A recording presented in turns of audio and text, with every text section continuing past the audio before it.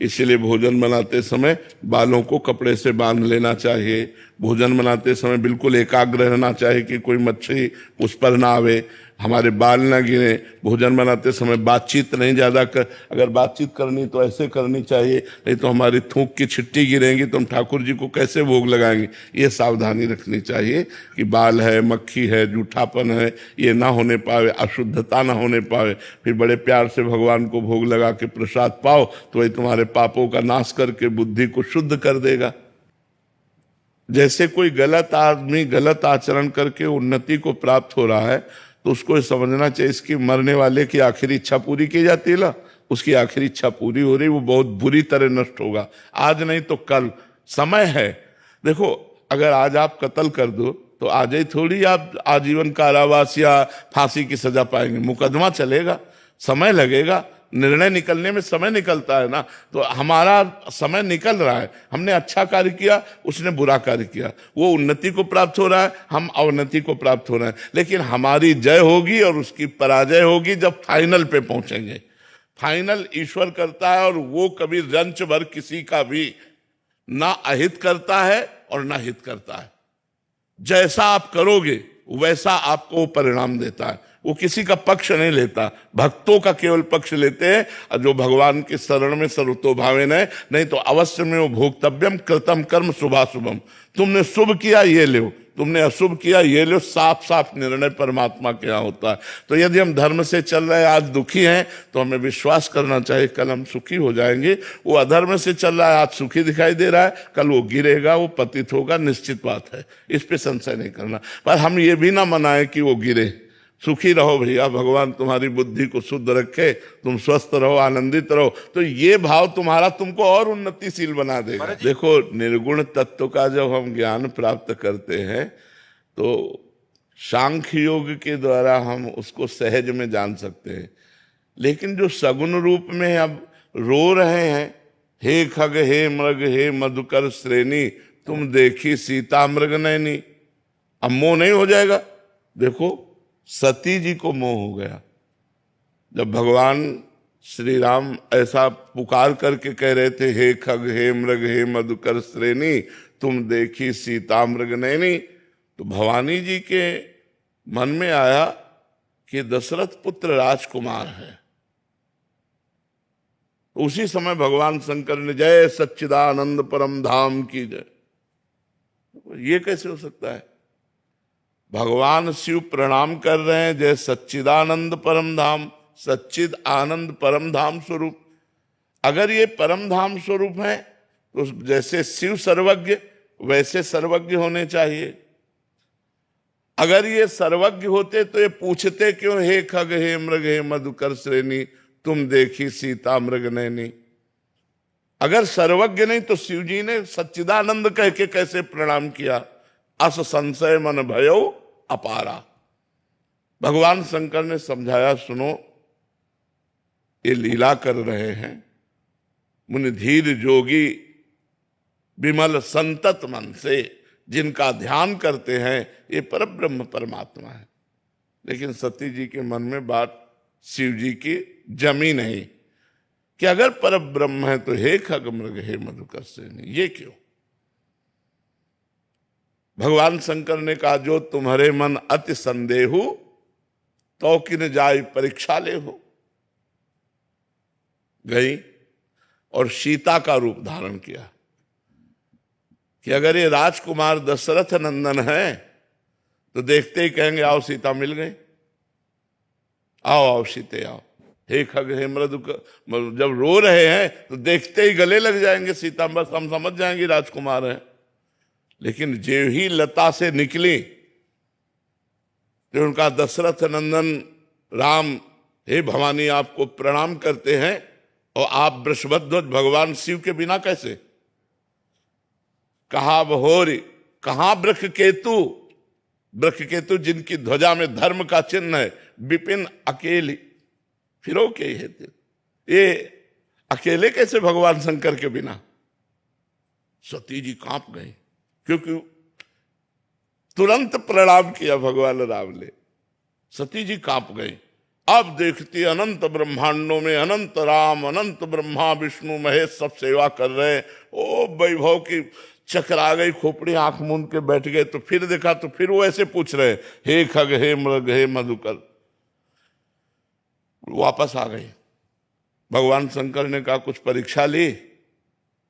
इतना भयभीत हो चुकी थी भगवान की महिमा देखकर, उनका कछु न परीक्षा लील गुसाई कीन प्रणाम। तो कोई परीक्षा नहीं ली, बस जैसे आपने प्रणाम किया था वैसे ही हम प्रणाम करके आ गए। भगवान शंकर ने कहा ऐसा कैसे हो सकता है, मेरे कहने पर संदेह नहीं गया और वहां केवल प्रणाम करके चली आई, झूठ। तब देखो शंकर धरि ध्याना, सती जो चरित कीन सब जाना, शिव संकल्प कीन मन माही, यही तन भेंट सती अब नाही। जाओ मैं तुम्हारा परित्याग करता हूं, आज से मैं पत्नी पद पर तुम्हें नहीं बैठा लूंगा, क्योंकि तुमने सीता का रूप धारण किया और सीता हमारी मां के समान पूज्य है। सबकी बुद्धि को प्रकाशित करने वाली देवी सती हैं।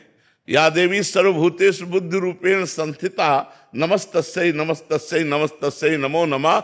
जब उनको सगुण चरित देख करके संशय हो गया तो और किसको नहीं हो सकता। इसीलिए कागभूषण जी कहते निर्गुण की महिमा समझना सहज है, लेकिन सगुण की महिमा। जब भगवान अपने सखाओं के साथ सिर्फ बाल कृष्ण बैठे हुए हैं वृंदावन की कुंज में, कोई केला का पत्ता, कोई ढाक का पत्ता, ऐसे बड़े बड़े पत्तों में अपनी अपनी भोजन सामग्री निकाली। एक ने मुंह में छाछ डाली बड़ी मीठी, इशारा किया कन्हैया को मुंह से मुंह में ट्रांसफर। ब्रह्मा जी देख रहे ये परब्रह्म है। अहीरों के छोरा अपने मुंह की जूठन उनके मुंह में डाल रहे हैं, पहले कोई नहीं देता। क्यों? क्योंकि पता नहीं खट्टी हो, हमारे कन्हैया को खट्टी लग जाए। पहले स्वयं दाल भात, हाँ बढ़िया, अब वो अंदर जाएगा नहीं, अब वो कन्हैया के मुख में जाएगा। भगवान भाव के भूखे है ना, जैसे सबरी जी के बेर, तो भगवान सखाओं का उच्छिष्ट पा रहे हैं। हर सखा पहले माखन मिश्री जो भी है पहले पाके देखता है, स्वादिष्ट तो कन्हैया के मुख में देता है। ये बात देखकर ब्रह्मा जी को आश्चर्य हो गया, पर ब्रह्म कैसा, ये ब्रह्म है। उतने में किसी सखा ने कहा कन्हैया बछड़े तो बहुत दूर चले गए, बोले तुम सब पाओ, हम अभी ला रहे हैं। वही दाल भात का कवर हाथ में लिए हुए, बंसी फेट में खुशी हुई, बछड़ों को खोजने गए। ब्रह्मा जी ने सखाओं को गायब कर दिया, अपनी मायामयी नींद में सुला दिया। अब देखा कि बछड़े नहीं दिखाई दे रहे, तो चलो सखाओं को बताएं चल के, तो यहां है तो सखा गायब और उधर बछड़े गायब, सखा बछड़े सब गायब कर। भगवान ने देखा कि अच्छा ब्रह्मा तुम्हारी ये कला है। अरे है तो बालक लेकिन सबके बाप है, उन्हीं की नाभि कमल से तो ब्रह्मा पैदा हुए। अपने आप को भगवान ने उतने ही बालकों के रूप में, उतने ही छकड़े छीका छड़ी जो जो था सब भगवान बन गए, उतने ही बछड़े बन गए। 1 वर्ष तक स्वयं भगवान बछड़े बनकर, ग्वाल बाल बनकर ब्रजवासियों को आनंद देते रहे।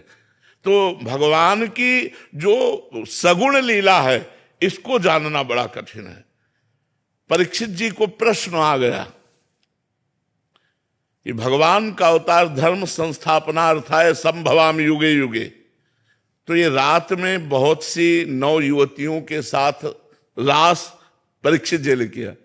तब श्री सुखदेव जी ने कहा परीक्षित तुम समझे नहीं, गोपी नाम च तत्पति नाम सर्वे साम्य उच्चय। गोपियों के पतियों के और सबके हृदय में जो आत्मा रूप से विराजमान है वह स्वप्रतिबिंब विभ्रमा। जैसे बालक अपने प्रतिबिंब के साथ खेलता है, ऐसे भगवान अपने आप में खेल रहे हैं। तो बड़े बड़ों को भ्रम हो जाता है सगुण लीला देखकर, निर्गुण लीला में कोई भ्रम नहीं होगा, क्योंकि निर्गुण की कोई लीला ही नहीं। वो तो आत्मस्वरूप पर ब्रह्म परमात्मा स्वरूप है, उसका ज्ञान प्राप्त करो, इसमें स्थित। और इनकी लीला 6वां दिन है, छठी मनाई जा रही है और पूतना को मार दिया, 6 कोस का शरीर जिसका। अब कैसे समझ में आवे इनकी लीला है। जो परब्रह्म परमात्मा एक पैर अपना बढ़ाते हैं तो ब्रह्मलोक तक चला जाता है। वो नंद बाबा की ऊंची डेहरी में चढ़ने की कोशिश की तो हाथ आगे हो गए और पैर जमीन से उठ गए तो बीच छाती में रो रहे हैं ऐसे उसमें। और नारद जी आए थे दर्शन करने, तो नारद जी ने देखा कि अरे ये रो रहे पर ब्रह्म परमात्मा। तब कहा भगवान हम पार कर देंगे। बोले तुम्हारे लिए ये नहीं कर रहा हूं, ये मैया के लिए कर रहा हूं। मैया रोए कस के, मैया दौड़ के आई और देखा कि लाला कष्ट में ऐसे गोद।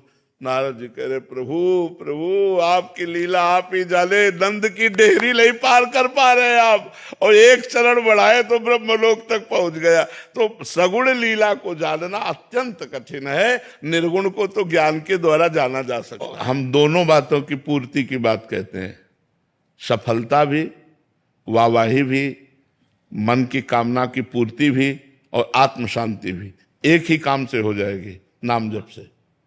विश्वास मानो, हमारी बात पर विश्वास। देखो जब हम डॉक्टर की दवा पर विश्वास करते हैं तो ज्यादा लाभ देती है। अगर दवा में संशय हो जाए तो दवा करेक्ट हो तो भी लाभ नहीं देगी। अगर हमें डॉक्टर की दवा पर पहले तो हमें विश्वास होता है आसपास के कहने वालों से कि बहुत बढ़िया डॉक्टर है, फिर वो कि यार ये जो दवा देता है वो सटीक दवा है, तो वो दवा का एक दिमागी सिस्टम बड़ा काम करता है कि अगर हमें ये विश्वास हो कि डॉक्टर बढ़िया है और दवा करेक्ट देता है तो वो ज्यादा लाभ देती है। अगर आपको विश्वास हो कि महात्मा सही हैं और ये जो बोल रहे हैं इससे हमें लाभ मिलेगा, तो आप अच्छे से अच्छे कर्म को करने में सकुचाएंगे नहीं, बुरे कर्म में सकुचाहट पैदा हो जाएगी, आप एक अच्छे बन सकते हैं। तो हमारी बात मान लो, लोक परलोक के दोनों सुखों को दाता, दोनों सुखों को देने वाला भगवान का नाम है। आप जप लो, इसमें पैसा नहीं लगता, आप जप के खुद देख लो, लेकिन लंबे समय तक, जब तक तुम्हारा पाप नष्ट नहीं होगा तब तक नाम का प्रभाव समझ में नहीं आएगा। और जिस दिन पाप नष्ट हुआ नाम का प्रभाव समझ में आया, आनंद ही आनंद रहेगा, इस लोक में भी और परलोक में भी। यहां भी तुम्हारी कामनाओं की पूर्ति करेगा नाम, और परलोक में भगवत प्राप्ति कराएगा, और बिना पैसा का। भाई इसमें आप अपने काम करते रहो, जो व्यापार कर रहे हो, जो नौकरी कर रहे हो, और राम राम राधा राधा बोलने में क्या जाता है, क्या जाता है? आप देख लो, खुद देख लो कि आपका परिवर्तन होता है कि नहीं होता है। आप जो लोग कहते हो कि हम आपकी बात सुनकर परिवर्तन होता है, बात समझना, जो नाम जप है जो यहां होता है उससे छू के जो बात निकलती है वो तुम्हारे ऊपर जाकर काम करती है। अगर नाम जप ना हो तो बात तो बहुत जगह ये होती है। इसलिए हमारी बात मान लो, नाम जप करते रहो, उठते बैठते चलते फिरते तुम्हें निर्भय कर देगा, निश्चिंत कर देगा, निशोक कर देगा। कोई कामना ऐसी नहीं जो पूर्ति ना हो जाए। हम कह रहे हैं इस लोक की और परलोक की सारी सुख सुविधाओं को देने वाला कोई और भगवान देता है। इसलिए बिल्कुल आप बोले वो राधा राधा राधा, इसी से हो जाएगा, सब कुछ हो जाएगा। आप करके तो देख लीजिए, राधा राधा राधा राधा। और अगर आप इस लोक और परलोक में सुखी ना हो जाए, इसी जीवन में, जैसे आप माँ से पैदा हुए, जैसे हम माँ से पैदा हुए, जैसे आप इंसान हो ऐसे हम इंसान हैं। हाँ, नाम जप, भगवान की शरण, हम बचपन से भगवान की शरण में, तो उसका प्रभाव अलग दिखाई देगा। आप अभी शुरू किए हो तो उतना प्रभाव आपको दिखाई दे रहा है। खूब नाम जप करो, खूब आत्म शांति मिलेगी और खूब मंगल होगा। बस गलत काम ना होने पावे शरीर से। बिना बिना तपस्या तप करो, भजन करो, सब कुछ प्राप्त हो जाएगा। भजन है तो आप हमारे राष्ट्र के पदों में भी ऊंचे ऊंचे पहुंचोगे, और भजन नहीं तो नहीं पहुंच पाओगे, नहीं पहुंच पाओगे। आप समझो भजन का ही प्रभाव, कोई खास बात नहीं है, केवल नाम जप, केवल भजन।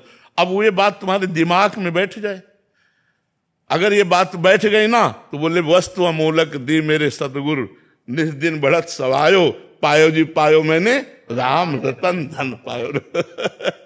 हम छोड़ छाड़ के भागने वाली बात तो बिल्कुल गलत समझते हैं कि आप अपने परिवार को, आप अपने कर्तव्यों को आप छोड़ करके भागें, कहीं एकांत जाएं।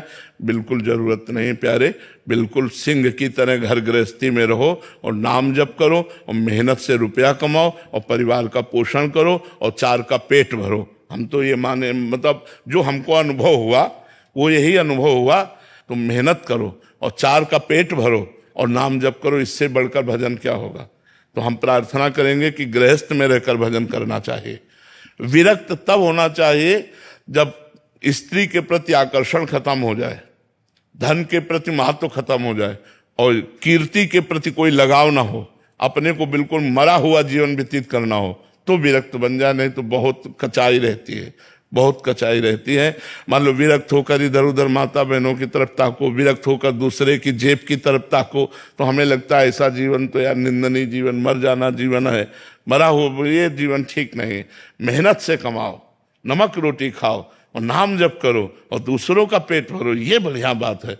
जैसे तुम मछली सेवा, बंदर सेवा जो भी कर रहे हो, ये बहादुरी की बात है। आप कमाए हुए धन से पशु पक्षियों की सेवा कर रहे हो, प्रकृति की सेवा कर रहे हो, मनुष्यों की सेवा, ये बहादुरी की बात है। छोड़ छाड़ के कहाँ जाओगे? हमें कोई गुफा बताओ जहां आप चले जाओ, कौन सी गुफा में जाओगे?